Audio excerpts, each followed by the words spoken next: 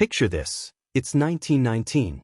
Alcohol has just been banned, the jazz is loud, and America is thirsty, but not for what you think. Soda shops, with their marble counters, spinning stools, and bow-tie-wearing soda jerks, became the hidden heart of American indulgence. Here, families escaped the gloom of Prohibition with fizzing glasses of handmade syrups, ice cream wonders, and creamy confections crafted from scratch. But over time, these recipes vanished. Forgotten. Buried beneath fast food and factory flavors. Today, we're cracking open the chilled glass doors of history to bring back the 15 medium-class soda shop favorites that once lit up American evenings.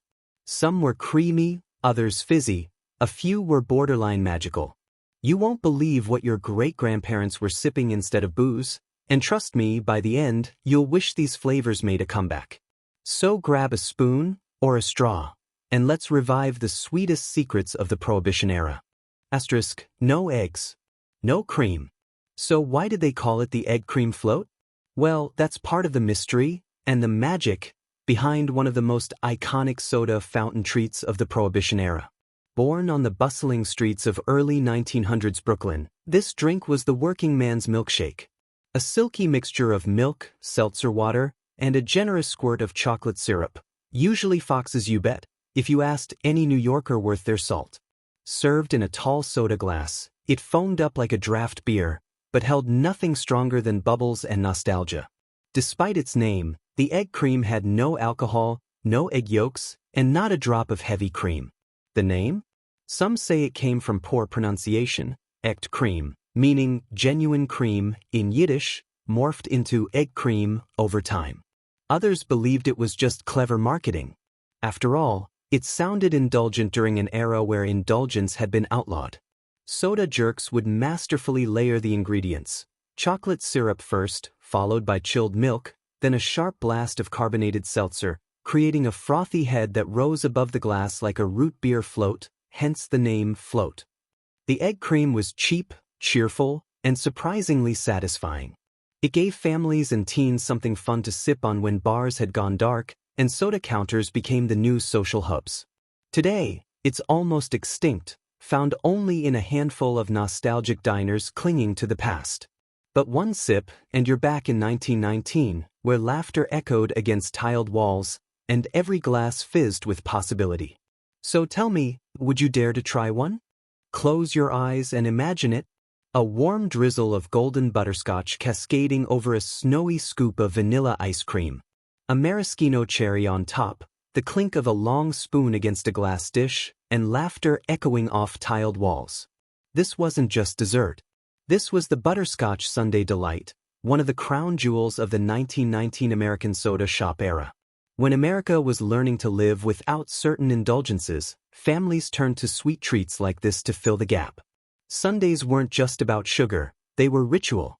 A reward after church, a Saturday night family walk, or the highlight of a first date. But this sundae? It had character. Butterscotch sauce back then wasn't squeezed from a bottle, it was made fresh in copper kettles. Brown sugar, real butter, a splash of vanilla, and a careful stir until the mixture bubbled into syrupy gold. Poured hot over cold cream, it became a silky contrast, the kind that made your eyes close with the first bite. Add a few chopped walnuts, a dollop of whipped cream, and you had a dish that felt 5-star, even if you only paid a nickel.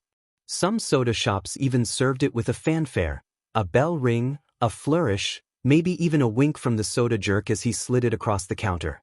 But somewhere along the way, the real butterscotch faded, replaced by plastic bottles and artificial flavoring.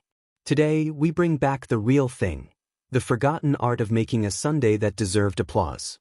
So, would you stay for dessert? Before there were colas in cans, before the world knew soda as we know it, there was something cooler, crisper, and far more refreshing. Meet the cherry phosphate cooler, the fizzy red jewel of the 1919 soda fountain. This wasn't your average cherry soda. It started with real cherry syrup, often homemade, slow-simmered from tart cherries and sugar until thick and ruby-colored. Then came the twist. A few drops of citric acid, or more authentically, phosphoric acid, giving it that tangy kick that made your cheeks tingle. Top it off with ice-cold carbonated water, and you had a drink that wasn't just sweet, it was electric. In soda shops of the Prohibition era, phosphate drinks were the cool kids' cocktails. No alcohol. No caffeine. Just flavor, fizz, and fun. A drink you could sip with a straw while spinning on a bar stool, tapping your shoes to a ragtime piano in the background. Cherry was one of the most beloved flavors. Its deep red hue, fruity sharpness, and refreshing bite made it the go-to cooler on a hot summer afternoon. And here's the beauty. The cherry phosphate wasn't just about quenching thirst, it was about style. Served in tall glasses with crushed ice, a paper straw, and maybe even a slice of lemon on the rim, it felt grown-up, but still innocent. Today, this once trendy treasure has nearly vanished, replaced by factory sodas and forgotten memories. But if you ever want to taste a time when soda was crafted, not bottled, reach for the cherry phosphate cooler and sip your way into 1919. Before bubblegum and cookie dough, there was a flavor that whispered of quiet porches, crackling leaves, and simpler times. It was called maple walnut, and in the soda shops of 1919, it was a top-shelf flavor. Not loud or flashy, but elegant. Soulful. This was an ice cream for kids in a rush. This was a flavor for thinkers, for families who savored their dessert like a good story. Made with real maple syrup, often tapped straight from nearby trees, and toasted walnuts chopped fine. This scoop was golden, nutty, and mellow all at once. Every bite carried the essence of late autumn, a time when the air was crisp and the world slowed down for just a little while. Soda jerks would serve it in chilled silver dishes or tall sundae glasses, one perfect scoop crowned with a sprinkle of crushed nuts or a curl of whipped cream. No sprinkles. No artificial color. Just honest ingredients and timeless comfort. During the Prohibition years, this flavor became a quiet star, comforting families looking for warmth in a changing world. A scoop of nostalgia, long before nostalgia was a trend. Today, maple walnut is nearly extinct in mainstream menus. But those who remember it still talk about it with a soft smile, like remembering a song you haven't heard in years. So if you ever find a place that still makes it, don't hesitate. Take a scoop of 1919 and taste the season that time forgot. Thick, creamy. But beneath the froth and chill, the peanut butter malt milkshake told a bigger story, one of American ingenuity, resilience, and pure indulgence. In 1919, while the country adjusted to a new set of rules and restrictions, soda shops offered something that still felt rebellious: flavor. And nothing hit the spot like this silky, salty sweet classic. This milkshake started with real ice cream, usually hand-churned, vanilla or chocolate, blended with milk, a big scoop of creamy peanut butter, and the secret weapon, malted milk powder. It gave the shake a toasty, almost biscuit-like depth, a flavor that hugged your taste buds instead of just shocking them with sugar. Peanut butter was still relatively new on the American food scene at the time. Once a health food trend from sanitariums, it quickly made its way into lunchboxes, desserts, and yes, milkshakes. The result? A drinkable dessert so thick you needed a spoon just to get started. Soda jerks often served it in tall metal cups, condensation running down the sides, with a striped straw barely able to hold its place. Some topped it with crushed peanuts or a drizzle of chocolate syrup, but truth be told, it didn't need a single extra thing. This was comfort in a glass, a sweet reminder that even in times of change, America would always find a way to treat itself. Today, it's a rare flavor, overtaken by trends and novelty. But for a generation growing up in soda shops, the peanut butter malt milkshake was more than a drink. It was a ritual. So go ahead, close your eyes, and sip like it's 1919. Before root beer became a brand, it was a wild herb growing in the American woods, earthy, spicy, and slightly sweet. And from that root came a frozen wonder few today even remember, the sasparilla ice. In 1919, this wasn't just a dessert, it was a sensation. Made from real sarsaparilla root, simmered into a dark, fragrant syrup, then frozen into crystallized flakes or churned into a rustic sorbet. No artificial anything, just roots, water, sugar, and patience. The result? A deep, woodsy chill that danced across your tongue, like licorice and cola, had been stirred into snow. Served in small glass dishes or paper cones, this was the soda shop's most refreshing secret. It wasn't for every taste. Some kids turned their noses up at the herbal kick. But those who got it? They kept coming back, especially on sweltering summer days when the marble counters sweated and the fans turned slow. Sasparilla ice wasn't just about flavor, it was about tradition. Root-based tonics were once trusted remedies. By freezing them, soda jerks turned old folk medicine into icy magic. Over time, it faded, replaced by mass-produced soft drinks and neon slushes. But this was nature frozen in a bowl. A taste of the forest, from a time when desserts were handcrafted, not engineered. So if you ever want to taste something truly wild from America's past, sarsaparilla ice is waiting deep in the pages of forgotten menus. Most sundaes hit you with sweetness. But the orange blossom sundae? It whispered. In the soda shops of 1919, this wasn't just dessert, it was refinement in a glass dish. Delicate, floral, and citrusy, it captured the scent of springtime groves and the elegance of a quieter age. It began with a scoop of rich vanilla ice cream, cold and creamy as fresh snow. Then came a drizzle of homemade orange blossom syrup, crafted from sweet oranges, sugar, and just a hint of orange flower water. That last ingredient? It transformed the sundae from simple to sublime, adding a light perfume that lifted the entire dish. Some soda jerks would garnish it with candied orange peel. Others added a whisper of grated nutmeg. But the flavor always remained clean, bright, and just exotic enough to feel special. At a time when America was moving fast, jazz clubs rising, rules changing, this sundae was a pause button. A bite of something slow, careful, and beautiful. Mothers would order it as a treat after church. Young couples split one on a shared spoon. And for a nickel, you weren't just buying dessert. You were tasting a moment of citrus-scented calm in a chaotic world. Today, the orange blossom sundae has almost vanished. Too gentle for modern menus. Too soft for supermarkets. But for those who remember it, the memory is as fragrant as ever. So if you're lucky enough to make or taste one again, don't rush. Let it melt, slowly, like it always used to. It didn't bubble. It didn't fizz. It didn't even need a cherry on top. But the vanilla custard cup held a quiet kind of power, the kind that made people stop talking and start remembering. In 1919, soda shops weren't just about soda. They were about comfort, warmth, and sometimes silence. The vanilla custard cup was a perfect example. Silky smooth and rich with egg yolks and real cream, it was gently baked in small glass dishes until just set, not jiggly like pudding, but thick enough to hold the curve of your spoon. And the flavor? Pure vanilla. Not artificial. Often steeped from whole vanilla beans. The little black specks in the custard told you it was the real thing. It was a favorite among mothers and older guests, those who didn't want the flash of a sundae or the chill of a phosphate.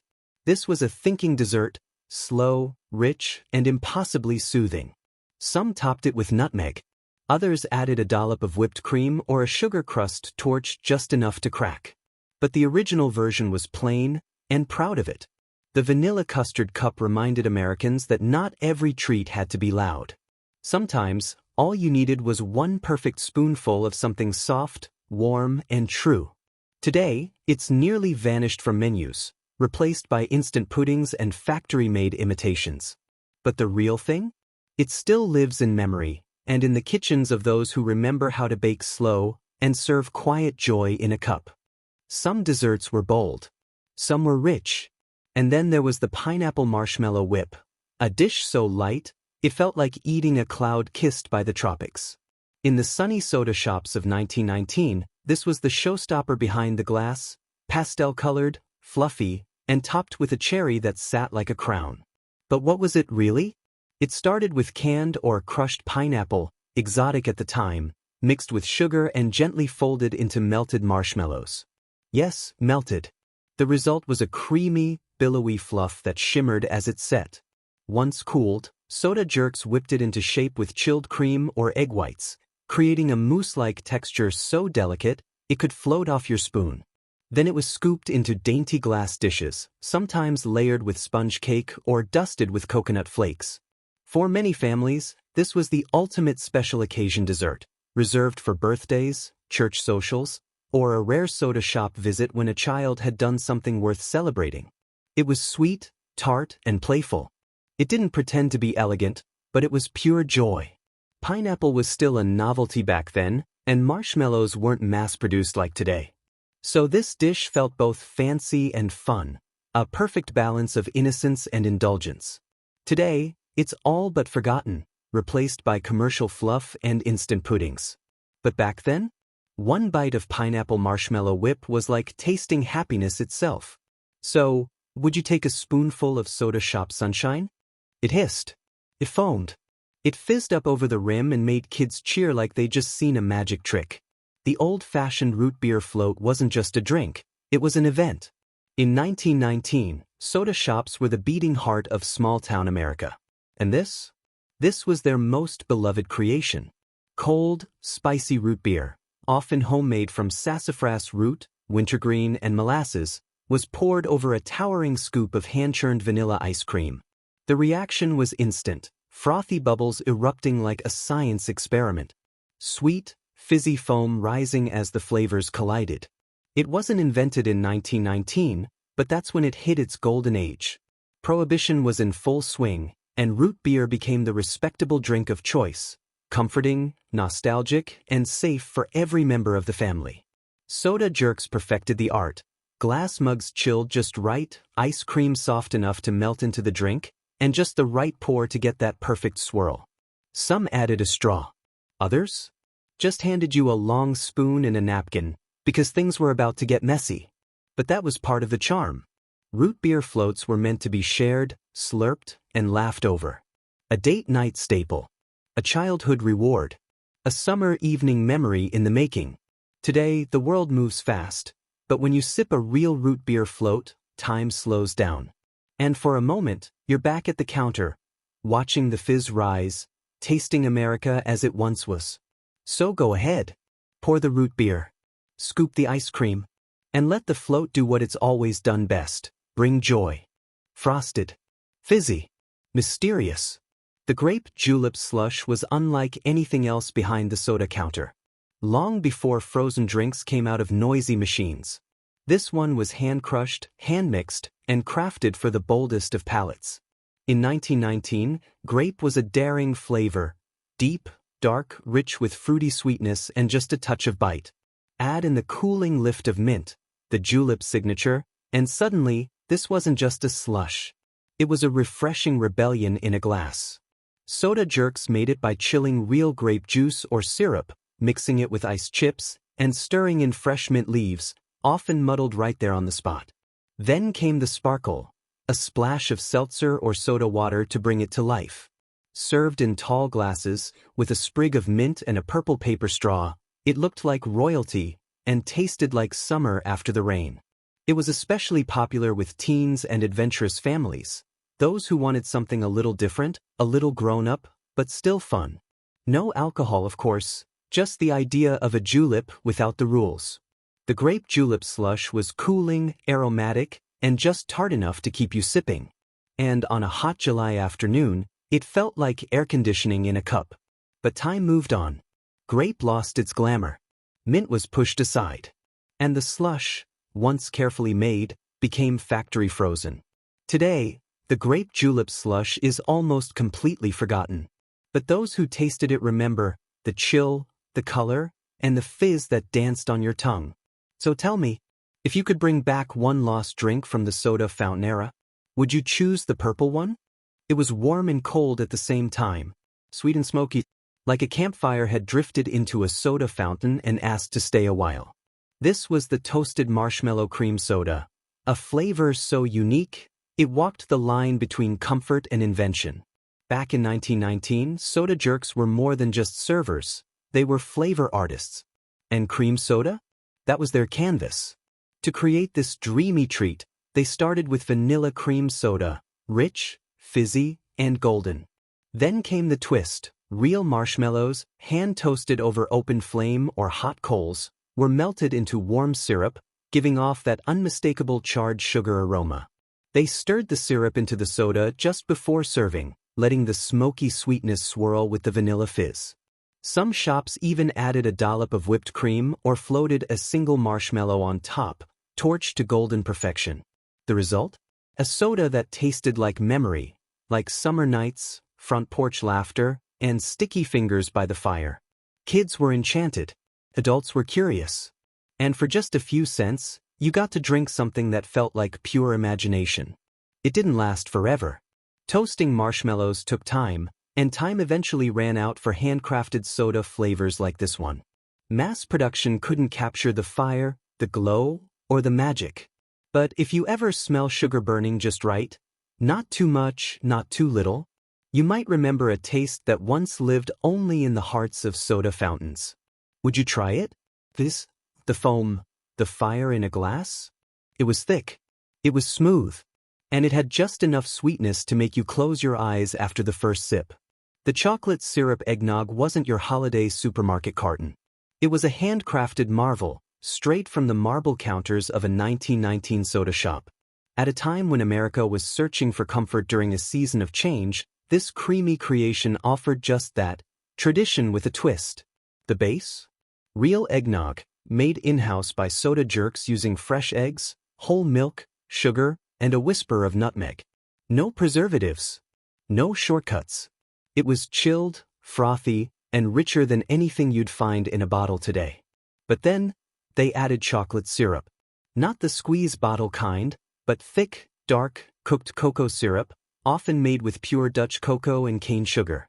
When swirled into the eggnog, it transformed the drink into a velvety masterpiece, a cross between a milkshake, a custard, and something altogether more magical. Served in tall glasses, dusted with a little cinnamon or shaved chocolate, it became a wintertime indulgence that drew crowds. Young folks loved it for its richness. Older patrons called it dessert in a glass. Some shops offered it warm. Others served it ice-cold with whipped cream floating like snow. It wasn't just a holiday drink, it was a seasonal ritual. And like many soda fountain creations, it faded when machines took over and handcrafted recipes were shelved. But in its time, chocolate syrup eggnog was more than just a beverage. It was comfort you could sip. And maybe it still is. So what do you say? One glass. One memory. One season brought back to life. Hot day. Dry air. Dust in your boots. You step inside the soda shop, and there it is, glistening like a promise in a glass. The crushed ice lemonade fizz. It wasn't just lemonade. It was electric. In 1919, before soft drinks came bottled and branded, summer refreshment was an art form. And this drink? It was the soda jerk's most reliable masterpiece. Fresh lemons, squeezed to the last drop. Mixed with just the right amount of cane sugar, not too sweet, never syrupy. Then came the fizz, soda water, straight from the tap, poured with a practiced hand to awaken the citrus. But the secret? Crushed ice, mountains of it. Sharp little shards that turned the drink into a glacier in a glass. It wasn't just cold, it was invigorating. Some shops floated a lemon wheel on top.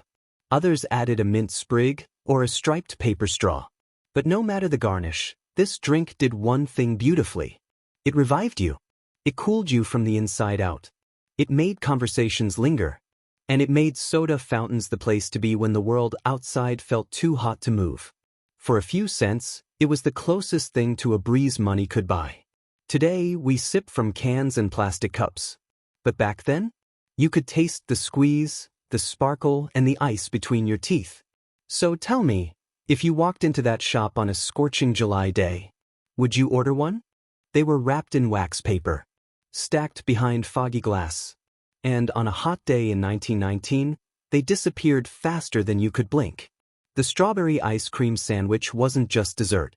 It was joy between two cookies. At soda fountains and corner drugstores, these pink and cream treats were hand-assembled. Strawberry ice cream made with real fruit and thick cream, gently pressed between soft vanilla wafers or buttery shortbread rounds. Not too fancy. Not mass-produced. Just honest, cool, and perfectly sweet. Sometimes the strawberries were fresh. Sometimes stewed into jam. But either way, the taste felt like summer you could hold in your hand.